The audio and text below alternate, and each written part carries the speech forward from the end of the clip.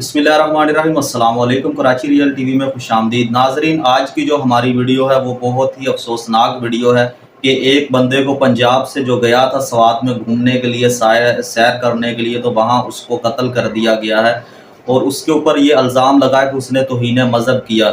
تو اس بات میں کتنی سچائی ہے یہ تو ابھی پتہ چلے گا، ہو سکتا ہے کہ اس نے کیا بھی ہوگا، کیونکہ جس طرح ویڈیو آ رہی ہے اس کی والدہ کا بھی فون آیا کہ وہ پہلے باہر رہتا تھا، اس کے بعد وہ یہاں پاکستان میں آیا تو ہم نے اس کی شادی کر دی، اور اس کا رویہ گھر والوں کے ساتھ بالکل بھی صحیح نہیں تھا۔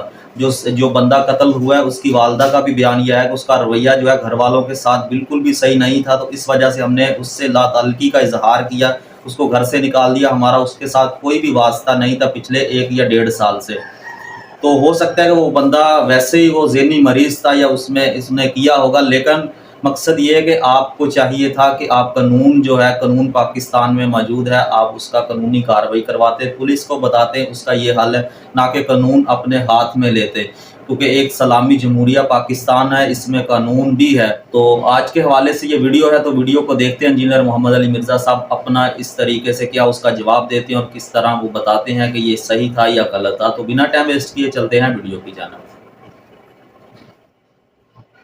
پاکستان کے سوات سے ایک بہت ہی دکھی خبر موصول ہو رہی ہے۔ پاکستان کے سوات میں کل رات کو ایک دفعہ پھر سے توہین مذہب کے نام پہ ایک اور شخص کو قتل کر دیا گیا، جو کہ پنجاب سے سوات گھومنے کے لیے آیا ہوا تھا اور ہوٹل میں ٹھہرا تھا۔ جب اس شخص پہ توہین مذہب کا الزام لگا تو لوگوں کے ہجوم نے ملزم کو برہنہ حالت میں روڈ پر گھسیٹا اور اسے مارنا شروع کر دیا۔ یہ سب دیکھ کر پولیس نے موقع پر ہی اس شخص کو تھانے میں منتقل کر دیا، لیکن ہمارے نام نہاد عاشقان رسول نے تھانے کو بھی آگ لگا دی اور ملزم کو باہر نکال کے زندہ جلا دیا، جس کی ویڈیوز آپ سوشل میڈیا پر دیکھ سکتے ہیں کہ کیسے ہمارے سو کالڈ عاشقان رسول اس ملزم کو روڈ پر زندہ جلا کر خوش ہو رہے ہیں اور ہر جانب سے نعرہ تکبیر کی آوازیں بلند ہو رہی ہیں۔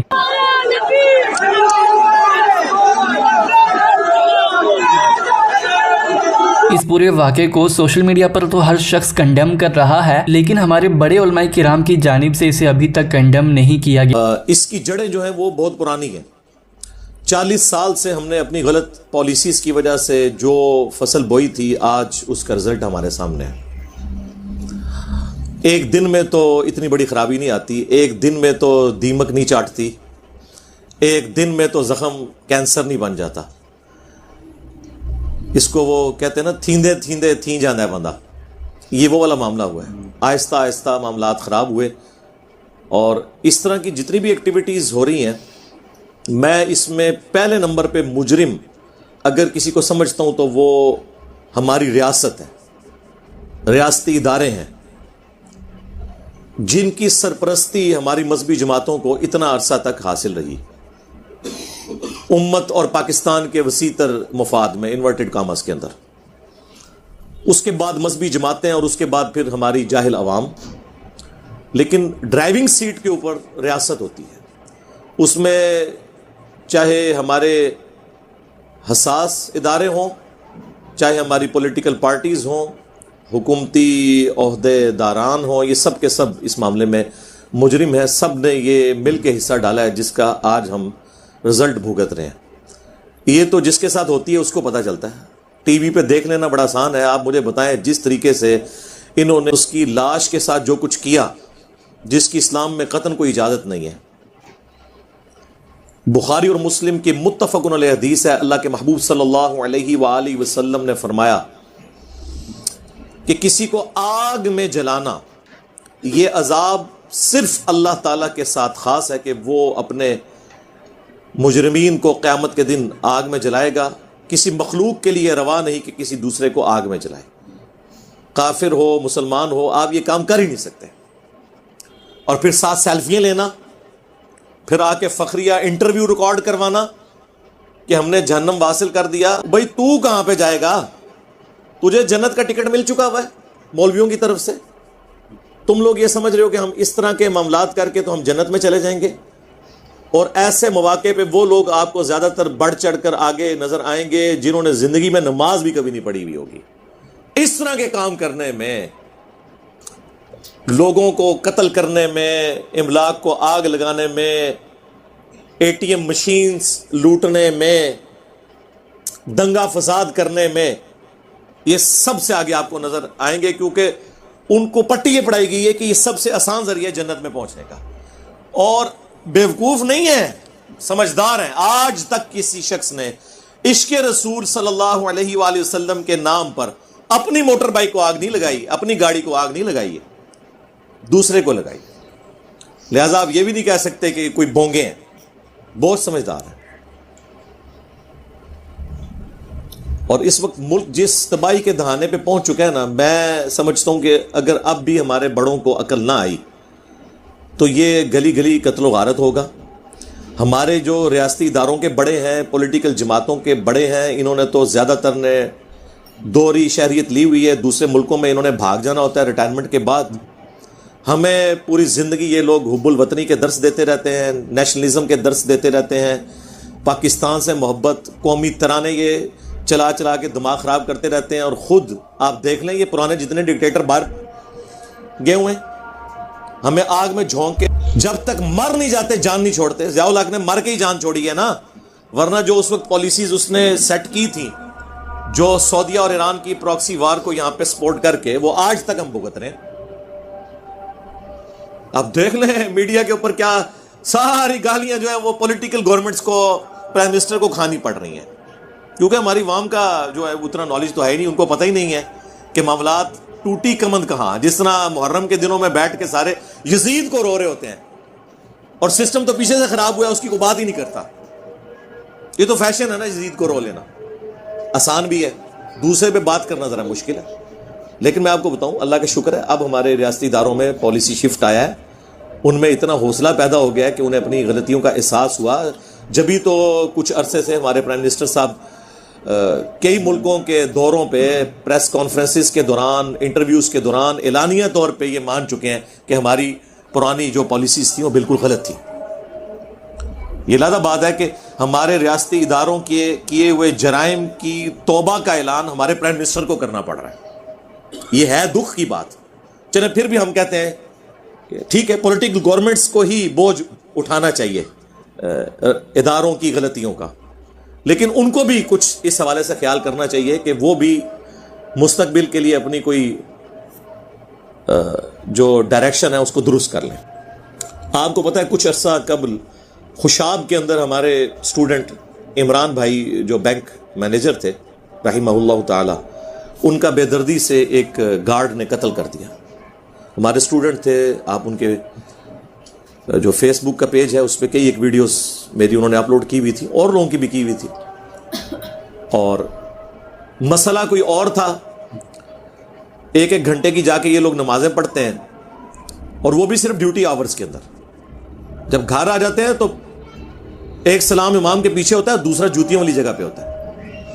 اور اگر کوئی شخص سمجھا دے کہ میرے بھائی یہ نوافل جو ہیں یہ کوئی ضروری نہیں ہے، یا ان کو آپ بعد میں پڑھ لو، آپ ڈیوٹی اپنی صحیح طریقے سے ادا کرو، اس بات کا غصہ نکالنے کے لیے اس کی پلی لی جائے، اور پلس اس کو توہین مذہب کا نام دے کر کہ جی یہ تو انبیاء کا گستاخ ہو گیا۔ یہ بھی ہم اپنی طرف سے طے کر لیتے ہیں کہ کون سی چیز جو ہے وہ انبیاء کی گستاخی ہے۔ انہیں شہید کر دیا گیا، بعد میں خیر مذمت کرتے رہے، ابھی تک اس کے قاتل کو سزا ہوئی کوئی نہیں ہے، صرف کورٹ نے ڈیسیژن کیا ہے۔ اور ماشاءاللہ پچھلے دنوں آپ نے دیکھا ہمارے چیف جسٹس صاحب کس طرح گرجے ہیں۔ یار یہ لوگ بعد میں اپنی تقریریں دیکھ کے شرمندہ بھی نہیں ہوتے؟ ان کے دعوے دیکھیں اور ان کی عدالتوں کے، میں کرتوت لفظ نہیں بولتا، کارنامے دیکھ لیں۔ آج تک کسی کو اس طریقے سے سزا نہیں ہوئی ہے۔ اور کسی اگر جو کوئی مجبور شخص جس کے اوپر اس طرح کا توہین مذہب کا الزام لگا، اس کو اگر عدالتوں نے چھوڑ بھی دیا شواہد ناکافی ہونے کی وجہ سے یا جھوٹا الزام ہونے کی وجہ سے، عوام نہیں اسے چھوڑتی، وہ عدالت سے بری ہوتا ہے۔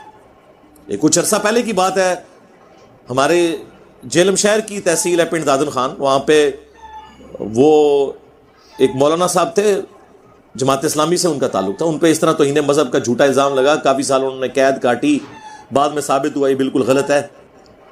بیچارے وہ پہلا جمعہ پڑھانے آئے ہیں تو وہ باہر نکلے ہیں تو ان کو شہید کر دیا گیا گولیوں کی، اور ان کے ساتھ بیٹا بھی شہید ہو گیا۔ یعنی وہ عدالتیں چھوڑ بھی دیں، عوام نہیں چھوڑتی۔ تربیت ہی ایسی ہوئی ہے، عوام کو کون سمجھائے جی؟ لہذا آپ یہ سمجھ رہے ہیں جب آپ کسی پہ الزام لگا دیتے ہیں نا توہین مذہب کا، جھوٹا بھی، وہ مارا گیا، اب اسے کوئی دنیا کی طاقت بچا نہیں سکتی ہے، کیونکہ عدالت چھوڑے گی بھی تو اشکان رسول سو کالڈ تیار بیٹھے ہوئے ہیں اپنی جنت پکی کرنے کے لیے، اس کو جنت میں بھیج کے کیا کریں گے؟ اچھا ایک بات میں اس میں ضرور کر دوں جو ایک جرت والی بات ہے، پاکستان میں جو یہ توہین رسالت کا یا بعد میں بزرگوں کا بھی آگے سے 295C ہے، اے ہے، بی ہے، یہ جو قوانین ہے نا جی، ان میں ایک شک ضرور ایڈ ہونی چاہیے۔ ہمارے علماء کا کام ہے، ہمارے پولیٹیشنز کا، ریاستی اداروں کے ہیڈز کا، میں ان کو مشورہ دوں گا کہ اس میں شک شامل کریں کہ اگر کوئی شخص دانستہ یا غیر دانستہ گستاخی کر بیٹھے، دانستہ تو کوئی نہیں، سوچ بھی نہیں سکتا، غیر مسلم بھی کوئی سوچے گا اس ملک کے اندر، مسلمان تو چھوڑ دیں آپ، تو اس میں ایک شک ایڈ کریں کہ اگر وہ معافی مانگتا ہے جوڈیشری میں پیش ہونے سے تو اسے معاف کر دیا جائے۔ یہ لازم بات ہے، عوام نہیں معاف کرے گی، لیکن معافی کی شک 295C میں ایڈ کرنا ضروری ہے، ادروائز مصیبت کھڑی ہو جائے گی۔ میں آپ کو یہ بتا رہا ہوں کہ یہ اس کا کوئی اینڈ نہیں ہوگا۔ میں 295C کے خلاف نہیں ہوں، لیکن جو کچھ وہ ہے اس کے حق میں بھی اس طرح نہیں ہوں جب تک کہ اس کے اندر یہ معافی کی شک شامل نہیں کی جاتی۔ سورۃ الفرقان کی آیت نمبر 70 میں اللہ تعالیٰ نے فرمایا اگر کوئی شرک سے بھی توبہ کر لے ہم اس کے گناہوں کو نیکیوں سے بدل دیں گے۔ تو سر شرک تو اللہ کو گالی دینا ہے۔ سورہ مریم میں نہیں آیا کہ جو اللہ کے لیے بیٹا تجویز کرتا ہے قریب ہے آسمان پھٹ پڑے، زمین شک ہو جائے، پہاڑ ریزہ ریزہ ہو جائے، ان دعوا للرحمن ولدا، کہ انہوں نے رحمان کے لیے بیٹا تجویز کیا۔ تو جب اللہ کو گالی دینے سے دنیا میں اگر مرنے سے پہلے توبہ کر لیں تو معافی ہو جاتی ہے، تو اگر کسی اور ہستی کی کوئی توہین کر لیتا ہے گالی لیول تک تو کوئی جائے گا نہیں، جو آپ کے زوم میں ہے، جو آپ ایک دوسرے کو بھی گستاخ سمجھتے ہیں، تو اس میں معافی پیش کی ہے۔ یہ کرنے کا کام، نہ کہ یہ کہ فتوے لگا کے اس کے پیچھے پڑ جائے اور اس کی زندگی جو ہے وہ اجیرن بنا دی جائے، اس کی نسلوں کی زندگی اجیرن بنا دی جائے۔ تو یہ سوچنے کی ہمیں ضرورت ہے۔ بس میں تو اس چیز کو ہائی لائٹ ہی کر سکتا تھا۔ جی ناظرین، آپ کو آج کی ویڈیو کیسی لگی پلیز کمنٹ کر کے ضرور بتائیں۔ جیسا کہ میں نے پہلے بھی بتایا تھا کہ لوگوں کو چاہیے تھا کہ قانون اپنے ہاتھ میں نہیں لینا، کیونکہ لوگوں نے قانون کو ہاتھ میں لیا، خود اس کو سزا دی، سزا بھی ایسی کہ آگ میں جلا دیا۔ آگ میں جلانے والا کہیں بھی ذکر نہیں ہے، قرآن اور حدیث میں کہیں بھی نہیں ہے کہ کوئی اس طرح کی توہین کرتا ہے تو آپ اس کو آگ میں جلا دو، بلکہ قرآن اور حدیث میں یہی آیا کہ جو آپ کا قانون ہوتا ہے آپ اس کا سہارا لیں، آپ گورنمنٹ کو بتائیں، پولیس کو بتائیں، آپ اس کے اوپر کیس فائل کریں، جو ان کو سزا ملے قانون کے تحت وہ سزا ملنی چاہیے، نہ کہ آپ قانون کو اپنے ہاتھ میں لے لیں۔ بڑا افسوسناک واقعہ تھا، اس نے یہ گناہ کیا ہے یا نہیں کیا یہ تو اللہ بہتر جانتا ہے۔ آپ کو آج کی ویڈیو کیسی لگی پلیز کمنٹ کر کے ضرور بتائیں۔ تو ملتے ہیں انشاءاللہ ایک اور اچھی سی ویڈیو کے ساتھ، تب تک کے لیے اللہ حافظ۔ اللہ حافظ۔